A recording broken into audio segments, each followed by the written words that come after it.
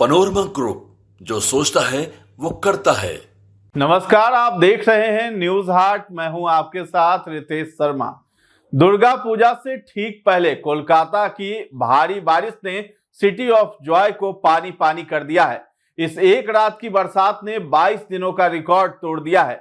हालांकि मौसम विभाग के आंकड़ों के मुताबिक 1 सितंबर से 22 सितंबर तक कोलकाता में सिर्फ 178 mm बारिश हुई थी, जो सामान्य से 16% कम थी। लेकिन कल सुबह 8:30 से आज सुबह 8:30 बजे तक महज कुछ घंटों में ही 247 mm बारिश हो गई।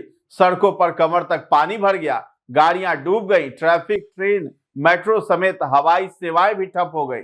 दुर्गा पूजा से पहले इस बारिश ने शहर की मुश्किलें और भी बढ़ा दी है।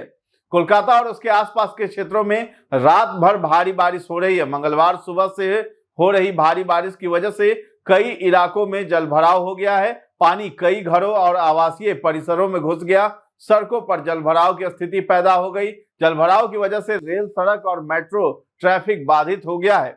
भारी बारिश की वजह से 100 से ज्यादा उड़ानें मुत्तसिर हुई हैं, जबकि 62 उड़ानें रद्द करनी पड़ गई हैं। सवाल यह है कि आखिर इतनी बारिश हुई कहां से और इसकी वजह क्या है। कोलकाता नगर निगम के अनुसार गड़िया कमदहारी में कुछ ही घंटों में 332 mm बारिश दर्ज की गई है, जबकि जोधपुर पार्क में 285 mm बारिश हुई है। भारत मौसम विज्ञान विभाग यानी IMD के अनुसार बंगाल की खाड़ी के उत्तर पूर्वी हिस्से में कम दबाव का क्षेत्र बनने के कारण दक्षिण बंगाल के कई जिलों में भारी बारिश होने की संभावना है। कोलकाता में कल देर रात से हो रही भारी बारिश के कारण मंगलवार को विभिन्न इलाकों में सड़कों और घरों के बाहर भारी जलभराव देखा गया। अब कोलकाता में बारिश ने सारी हदें पार कर दी हैं। 40 साल बाद ऐसी बारिश हुई है। कोलकाता के अलीपुर में पिछले 4 दशकों में सितंबर के एक दिन में इतनी भारी बारिश नहीं देखी गई थी। भारत मौसम विज्ञान विभाग के अनुसार इस बार 24 घंटे में 251 mm बारिश दर्ज की गई है, जो सितंबर में चौंकाने वाला है। इससे पहले ऐसी भारी बारिश सितंबर 1978 में 28 सितंबर को 270 mm और 26 सितंबर 1986 को 260 mm दर्ज की गई थी।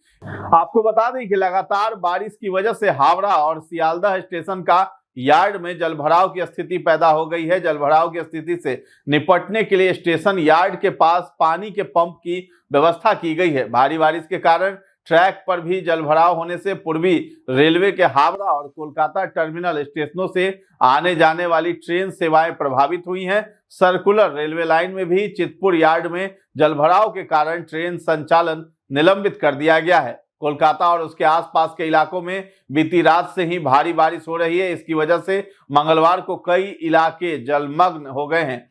रात भर हुई बारिश के कारण ब्लू लाइन, दक्षिणेश्वर शहीद खुदीराम के मध्य भाग में विशेष रूप से महानायक, उत्तम कुमार और रविंद्र सरोवर स्टेशनों के बीच भारी जलभराव की सूचना मिली है, जिसके कारण इस खंड पर सेवाएं तत्काल स्थगित कर दी गई हैं। और समाचार एजेंसी के द्वारा यह खबर आई है कि मेट्रो रेलवे कोलकाता के प्रवक्ता के हवाले से यह कहा गया है कि शहीद खुदीराम और मैदान स्टेशनों के बीच परिचालन रोकने का निर्णय सार्वजनिक सुरक्षा के हित में लिया गया है, क्योंकि सुरक्षित यात्रा सुनिश्चित करना सर्वोच्च प्राथमिकता है।